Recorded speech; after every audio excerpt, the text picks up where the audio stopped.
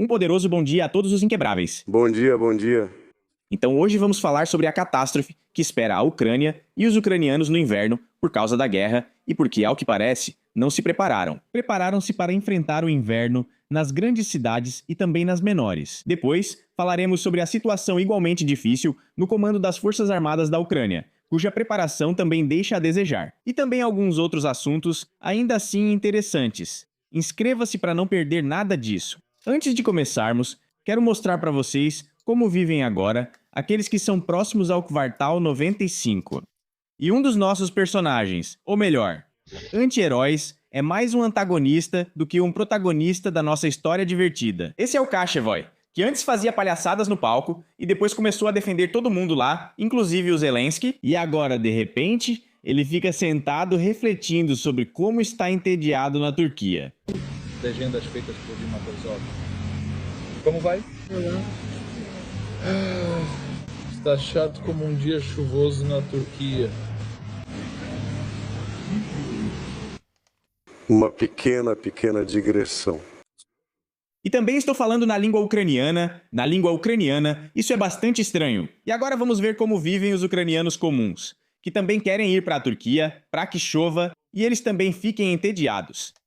Ah, tem aqui, por exemplo, esse vídeo, e aqui é extremamente interessante. Estão nos contando sobre um pastor alemão que, junto com seu dono, heroicamente protege as fronteiras da Ucrânia. E isso é muito sobre sair do país. Aqui, esse mesmo jornalista fala bastante sobre esses dois pilotos, digamos assim, e vamos ver do que eles são feitos. Os infratores começaram a lutar mesmo em condições difíceis na floresta, na neve e na escuridão. Próximos infratores, por exemplo, aqui estão nossos heróis, infratores da fronteira. No próximo 2002, este herói que saiu para a Turquia. Sabem, para quem estava entediado? Os fujões da mobilização. O herói que foi para a Turquia para viver em outro lugar. Esse não está lá, onde, a qualquer momento, quem quiser, pode pegá-los pelas mãos e levá-los para a van da invencibilidade, dar uma passagem eletrônica para a Turquia, para que eles também ganhem pontos lendários e sejam enviados. Assaltar as trincheiras, como dizem por aí, e na forma de economista que vira soldado de assalto, atirador que vira soldado de assalto, escriturário que vira soldado de assalto, cozinheiro que vira soldado de assalto e, em geral, uma ampla gama de todas as profissões relacionadas ao assalto de trincheiras. Conclusão do caso da pastora alemã Stella, que relata sobre a fronteira sorrindo. Com um sorriso conta o guarda de fronteira Victor, que ele mesmo não serve. E, naturalmente, ele não protege a fronteira leste da Ucrânia, porque lá podem até matar, mas sim a fronteira oeste da Ucrânia que ele protege. É impossível entender. Os romenos, poloneses ou bielorrussos invadiriam a Ucrânia, a Ninca, para quê exatamente? Para fazer sabotagem, para restaurar aqueles esconderijos dos Shushkevich ou o quê? Muito estranho. Elas atuam há mais de 2 anos e, em 3 operações, prenderam mais de 20 infratores. O cachorro estava na coleira, mas mesmo assim puxava para frente e não aceitava nenhum comando. O rosto do guarda de fronteira é muito alegre e tão bondoso que a equipe logo percebe. Após a entrevista, Victor e Stella saíram em outra missão e prenderam mais 3 infratores no mesmo dia.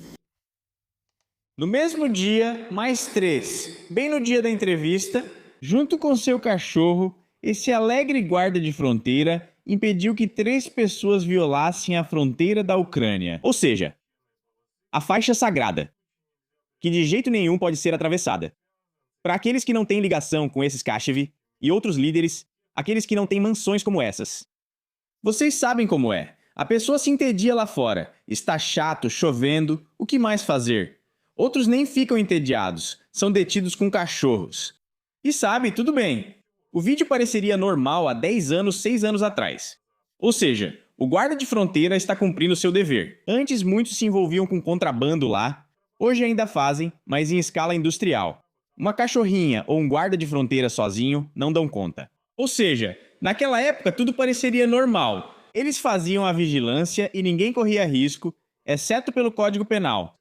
Mas agora o risco é grande e sério. Mas além da fronteira, também havia cachorros alegres, com guardas de fronteira animados. Também nos dizem que no inverno vai ser muito ruim.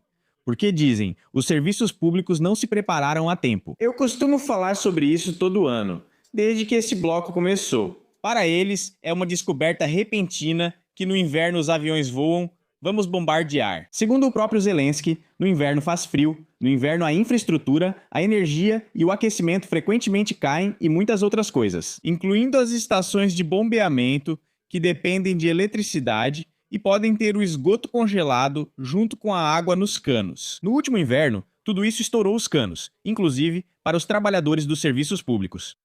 Não sei como é lá no verão. Escrevam, aliás, se já consertaram tudo ou se ainda está parado e vazando, eu não entendo. Mas contem aí como está a situação agora em Kiev e em outras cidades. Bem, e uma das pessoas mais poderosas pode-se dizer que o elevador social levou das camadas mais baixas até o topo. Taras Shmut. Um sobrenome maravilhoso que caracteriza bem essa boa pessoa. Ele mesmo, claro, não está servindo, porque tem dispensa da mobilização, administra o dinheiro precisa ser bem contabilizado e depois eles vão para algum lugar, talvez para outro satélite, talvez para umas vans. Uma vez eu vi, parece que Prito lá arrecadou dinheiro e depois eles gastaram em vans que planejavam usar na linha de frente, mas depois acabaram com o pessoal dos centros de recrutamento. Então é isso. O fundo desse cara se chama Volte Vivo. E na nova entrevista, ele falou abertamente sobre a preparação da Ucrânia para o inverno e destacou que nós ainda...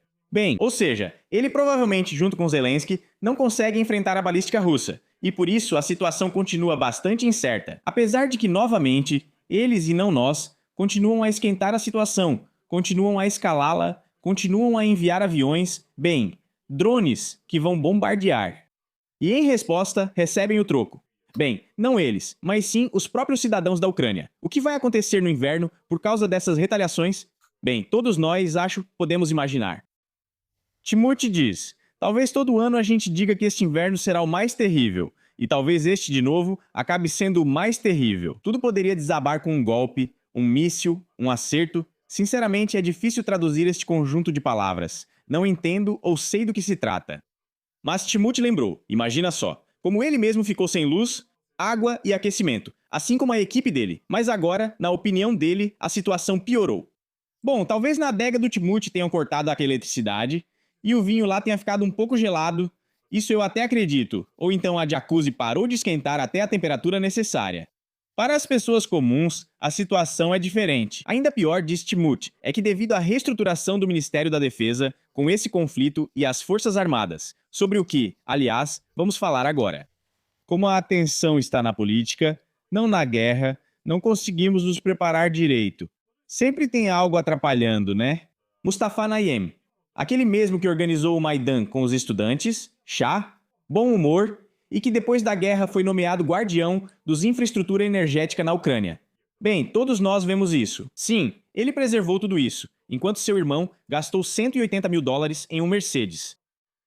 Então, esses personagens, ao que parece, são responsáveis por essa preparação. Talvez não sejam, mas acontece que, na verdade, aqueles que discutem a guerra e não a política, ou melhor, a política e não a guerra, são justamente esses os culpados. Provavelmente é uma pessoa comum, que não gosta nem de Sirski, nem do Fedorov em geral, nem de nenhum desses que agora ocupam cargos altos. E, a propósito, adiantando um pouco, talvez agora você nem perceba, mas cada vez mais, cargos de responsabilidade estão indo para militares. O ministro da Defesa, por exemplo, que é defendido pelos militares, mas que pela Constituição deveria ser civil. Aliás, isso é muito interessante, pois todas as outras pessoas responsáveis também serão militares.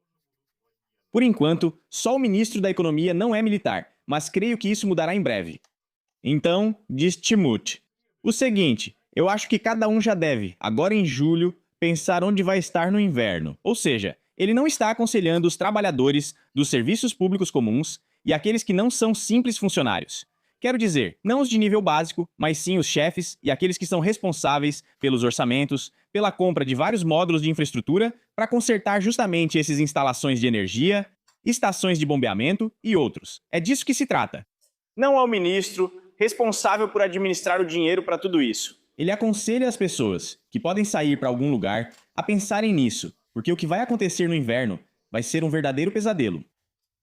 Talvez, ele diz, já seja hora de alguém pensar em se mudar para o interior ou para algum centro distrital, ou talvez até para o exterior.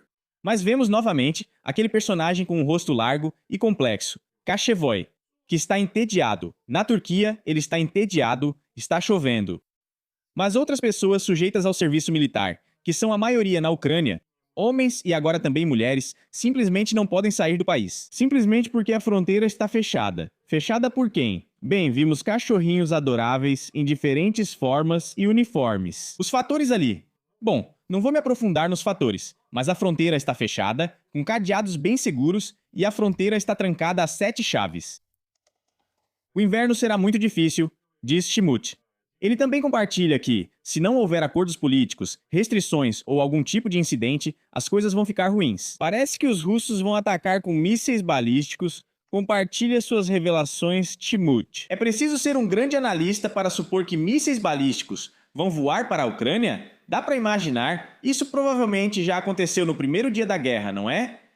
Um gênio do mesmo tipo, mais ou menos como Merz, que também se adianta mais uma vez. Que hoje declarou que, de repente, a ausência de fontes de energia baratas da Rússia levou a uma forte queda e continua levando à queda da economia alemã. Imagine só, que surpresa! Surpresa, quem diria? São os ucranianos, que horror! Bem, esses gênios provavelmente foram criados em algum tipo de incubadora especial, onde faltavam brinquedos educativos. Em seguida, ele declara o seguinte: eu não tenho previsões, mas muita coisa depende da situação com as Forças Armadas e os Ministérios da Defesa. Porque, afinal, melhor do que na linha de frente não será. E depois, como diz Klitschko, já é preciso se preparar para a terra? Segundo ele, é necessário iniciar uma transformação sistêmica em algo. No 7º ano da guerra, concluímos que é preciso uma transformação sistêmica, algo que nunca ocorreu antes. E, novamente, veja só, precisamos de algo sistêmico. Antes, eles não eram necessários, mas agora surgiu a necessidade. As eleições foram canceladas, porque o inverno tornará a situação difícil. E lá não haverá mudança sistêmica. A Constituição, que praticamente já não existe, em breve será reescrita para o novo ministro da Defesa. Pode apostar no que digo. Bem, e todo o resto exige mudanças sistêmicas. Aparentemente, de novo, mobilização e tudo mais, o que também exige mais mudanças sistêmicas. Bem, aparentemente, a atitude, como dizem, da sociedade ucraniana em relação à guerra, é preciso falar sobre a guerra, não sobre política. Parece que isso já está sendo falado em todo lugar, em todos os cantos. Mas mesmo assim, de fato, começam a discutir a guerra junto com a política. Em Kiev, esse protesto já está acontecendo há 5 dias, não só em Kiev, mas também em outras cidades. Aqui, aliás, já trouxeram até diferentes tipos de pãezinhos. Vi uma imagem, talvez não aqui, mas em Kiev há centenas, não milhares, de participantes com cartazes de papelão. Pedem que as autoridades reconsiderem a demissão do ministro da Defesa, Mikhail Fedorov. Aquele mesmo ministro da Defesa, que não dizia que era preciso acabar com isso, que era preciso negociar de alguma forma. Não, guerra, guerra, guerra. E a maioria dos representantes da sociedade civil na Ucrânia, naquele mesmo Maidan, são aposentados, são mulheres, são aqueles que mais do que ninguém normalmente gritam nos comentários que na fronteira de 91 foi congelado, com poucas exceções, e também há jovens lá, até uns 24 anos, que ainda não foram afetados pela questão da mobilização, e que por enquanto ainda estão animados. Com rostos felizes e iluminados, contam que é preciso lutar. Porque afinal, como assim a dignidade do país está em risco? Eles dizem, os buriatos vão vir até nós, você consegue imaginar? Mas talvez eles venham algum dia, talvez como turistas. Mas o que já está acontecendo na Ucrânia, isso não se confunde com mais nada. Tem um nome específico. Enfim, os manifestantes gritam, vergonha! A Ucrânia não é a Rússia, mas o que isso tem a ver? É absolutamente impossível entender o que isso tem a ver com o ministro da Defesa e com Sirski. Na guerra não há férias. O mais interessante é que eles gritam, embora eles mesmos estejam gritando, bem ali mesmo nesse Maidan e em outras cidades, também em outras praças de protesto. Ah, é isso! Eles não lutam, mas o principal é que outros lutem por eles, e lá não deve haver preocupações. Na opinião desses participantes, em Nikolaev se reuniram nada menos que 80 pessoas. Você imagina que multidão, simplesmente... Bem, eles provavelmente podem conquistar metade da Ucrânia e transformá-la como quiserem, dizem eles. Esses heróis do nosso tempo. Nós vamos sair às ruas até que sejamos ouvidos. Queremos que haja ordem no país. Queremos que Fyodorov se torne ministro da Defesa, porque ele é o mais eficiente de todos. Circulam muitas piadas sobre tragam o Fyodorov de volta, ou virem o Fyodorov. Em relação ao Yanukovych, algumas pessoas confundiram os sobrenomes e alguém escreveu quase Fyodorovich. Eles representam a inteligência, honra e consciência do Estado ucraniano. esse Maidan de papelão. Representante da organização juvenil e social, culto do Estado. Seja lá o que isso for, Anastácia declarou que os manifestantes têm exigências concretas. Nástia afirmou com orgulho que essas exigências foram enviadas ao Conselho Municipal, mas ainda não houve resposta. No geral, nosso Ministério das Questões Retóricas funciona quase como esse Conselho Municipal. Ah, rios de leite e montanhas de ouro. Você pode contatá-lo a qualquer momento, em qualquer lugar e esperar resposta. Como dizem, é assim que o Ministério realmente funciona. Não faz diferença. Então, por que pagar mais? Vamos implementar o nosso Ministério, e não algum outro. Nástia diz, exigimos a convocação imediata de uma sessão extraordinária da Rada Suprema da Ucrânia. Aliás, ela está de férias. Se vocês não sabiam, eles estão de férias agora. Os deputados, enquanto mísseis estão voando, está chovendo na Turquia. E eles estão descansando. E em meio a uma crise política, diz Nástia, sair de férias não é uma opção. Solicitamos ao presidente que indique Mikhail Fedorov como ministro da Defesa e ao parlamento que o apoie para manter o ritmo das reformas na defesa. E aí já apareceram vários tipos diferentes. Aqueles de Kozliansky sim, de Koziatin, surgiram com todos os seus conselhos e por aí vai. E já tem também aquele tal Nayen com o Mercedes de $180 mil. Escreveu que a crise foi causada pela decisão do presidente sem indicar a taxa. Aqui já é outra coisa. Outras pessoas ficaram agitadas, digamos assim. E o mais interessante, bom, também vou mostrar. Você viu o Kashevoy? E tem também o Sternenko, que está lutando junto com a esposa em algum campo coberto de plantas estranhas. E todos estão muito felizes, Sternenko está ferido, pelo visto em batalha. Não sei, talvez com os samarás ou alguém tenha esmagado ele com uma garra. Sabe, em restaurantes caros tem aquários, lá tem lagostas ou lavagantes. Bom, lagostas são outra coisa, mas os lavagantes têm garras poderosas. E se por acaso aquelas garras não estiverem amarradas com elástico, ele pode beliscar, às vezes o elástico escapa. Talvez seja esse tipo de ferimento de batalha que esse herói sofreu? Então, nesse caso, talvez até devêssemos dar uma medalha, né? E escrevam nos comentários qual medalha vocês gostariam de dar para Sternenko a seguir. O que mais temos aí? Sirski, o comandante-chefe, provavelmente já será demitido. Ele de repente se dirigiu a Fedorov, disse que nunca teve nenhum problema com Fedorov e pediu desculpas caso o tenha ofendido. Mas a hora já chegou. E Zelensky está considerando a possibilidade de demitir o comandante-chefe. No momento, a lista já conta com 11 pessoas, ou seja, é bastante grande. 2 funcionários informaram que Zelensky avalia possíveis nomes para comandante-chefe das Forças Armadas da Ucrânia. Um deles disse que, muito provavelmente, será o comandante das Forças Conjuntas, o Major-General Dropatoy. A fonte também acrescentou que Sirski pode ser demitido nos próximos dias. Zelensky já se encontrou com Dropati. Bem, enfim, todos eles são Dropat. Então, pelo visto, vai ficar tudo bem. O Ministério da Defesa agora é chefiado por esse tal de Khmara. Dropati é nosso comandante-chefe, e Khmara é, de fato, o ministro da Defesa. Bem, na verdade, por enquanto, ele é apenas interino. Ou seja, ele está exercendo a função temporariamente, e aquele tal de Fedor foi dispensado em 18 de julho e no dia 20 nomearam Khmara. Por isso, agora esse especialista está no comando.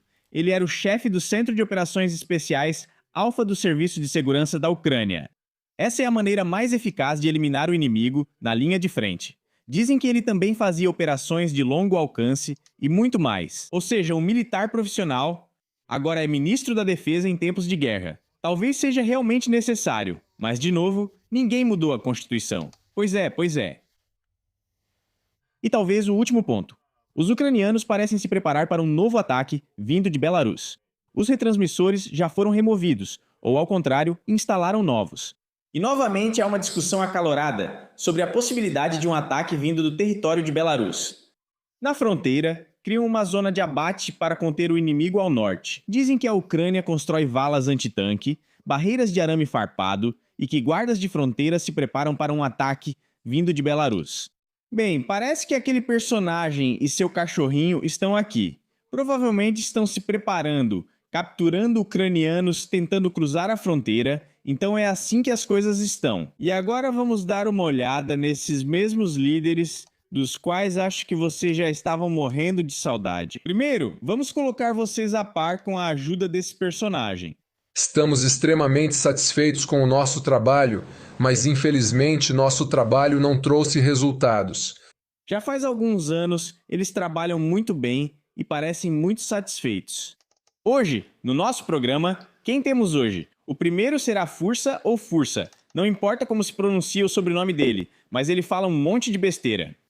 E agora ele está dizendo que na Ucrânia há estabilidade financeira e crescimento financeiro. Talvez os bolsos do Fursa estejam realmente sendo preenchidos regularmente, o que o deixa numa alegria indescritível. Mas no geral, em relação aos outros cidadãos, especialmente aqueles que, como nos contou esse tal Schmut, parceiro desse tal Fursa, segundo o Frint, esperam tempos difíceis. Em princípio... Está se segurando. Se olhar pela janela agora, tudo está melhor do que imaginávamos. Por favor, olhe pela sua janela e diga se você vê aí a prosperidade de que fala esse tal Fursa em março de 22, quando pensávamos sobre 4 ou 5 anos de guerra. Temos estabilidade macrofinanceira, crescimento econômico e luta. Luta. Quinto ano de guerra. Temos estabilidade macrofinanceira e crescimento econômico e estamos prevendo crescimento econômico para o futuro. Esse é algum comentarista de outra realidade. Aliás, caso você não soubesse, o pai do Fursa é general, então é isso. Está tudo bem para o Fursa. Mas ainda tem mais gente entre nós. Aqui me mandaram um vídeo com um cara de expressão complicada, claramente assim, mas ele conta o seguinte: por onde começar? Como começar? O próximo patch é o começo. É como... servir no exército sem chamar a atenção dos atendentes do hospício. Vocês pensaram... Resumindo, vocês foram pegos à força e enfiados numa van, sentam, tomam café e pensam no cargo. Falaram com o futuro comandante, decidiram, você chegou, deram uma lista de cargos e perguntou o que sabia fazer. Na vida civil, há motoristas, barbeiros, cozinheiros, operadores de drones... Bem, finalmente lembraram dos barbeiros. Agora está claro porque todos esses caras que aparecem têm penteados perfeitos. Barbas perfeitas, não são os soldados de assalto que precisam, mas sim barbeiros no exército, e agora eles estão sendo chamados para o serviço militar. E eles, consequentemente, servem. Mas graças a Deus agora isso foi resolvido. Tropas de assalto e batedores. Bem, seja quem for, absolutamente tem cargos para todos os gostos. Basicamente, você chega, pensa, bebe, chega, pensa... Muito café lá, o coração dói de tanto beber. Você se dedicou. Talvez tenha decidido, após refletir sobre isso... Tudo bem? Tenho várias piadas sobre dormir com esse pensamento, mas não vou contar nenhuma. Vou falar, e depois você vem já tendo pensado direito? Beleza, pensa bem. Porque senão você só chega assim, vai ao centro de recrutamento, chega lá em qualquer unidade militar e fica tipo, ué, o que eu tô fazendo aqui? Eu vim aqui sem pensar direito, vou tomar um café e dormir pensando nisso. Enfim, é isso, de um lado do outro, e do terceiro também, está tudo ótimo pra gente. Fursa diz que está tudo funcionando como deveria, então... nessa nota maravilhosa, até mais, Fyodorov. Em princípio, associa-se à pessoa que faz ações assimétricas, ou seja, algo novo que ninguém havia feito antes. Vamos tentar isso, porque o que foi feito antes, embora desse resultado não era na mesma qualidade ou na mesma quantidade, ou